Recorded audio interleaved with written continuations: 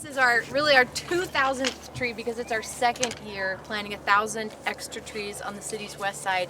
It's Salt Lake City's urban forestry team who has planted about 1,100 trees every year up until I was the mayor, and I told them I want us to do twice that many. Keep planting the 1,100, add another 1,000. They didn't even bat an eye, and they're an incredible team who brought Tree Utah on to help us with the volunteer coordination, planting our 1,000 trees, and many corporate partners, some of whom are here with us today with Bank of America, who have stepped up with employee volunteer hours and money to pay for these trees and help us get them in the ground. So thanks to all of our partners for helping make it happen. This year's 1,000 trees collectively are going to remove 5 tons of pollution from the west side. They're also going to produce 13 tons of oxygen for the west side. Just this year's 1,000 trees when they've all grown.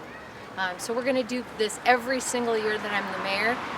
And I think that our partnerships and our opportunity to clean up the air on our west side are obviously continuing to grow.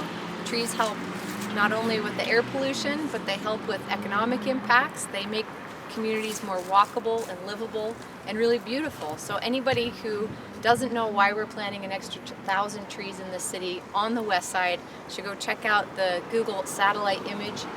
You'll see, when you look citywide, a beautiful string of green along the Jordan River Parkway area, and then basically a vacancy of trees in most other parts of our west side compared to the east side. So we are making that right, tree by tree, 1,000 trees a year. And today's 1,000th tree is a catalpa, if I'm not mistaken. That's right. It's a magical tree. I think so. They really are. They look like they're from Lord of the Rings or something. So, not today. It's a little stumpy, No. but it'll come back in this spring. I also want to just mention, we aren't planting tiny saplings. We plant large caliper trees. It gives the trees a better chance at succeeding and thriving, but it takes a community to get them established. We're here outside of one of our school district's elementary schools on the west side, so they're going to help us care for this. But if you have a tree in your neighborhood that we've planted in the last year or two, please help to make sure it gets water. It takes a couple years to establish the root system, and we need your help as residents to do that when we plant a tree out in front of your house or in your neighborhood. So help us grow this urban canopy, this urban forest on our west side by kind of rearing these young trees along for the first few years.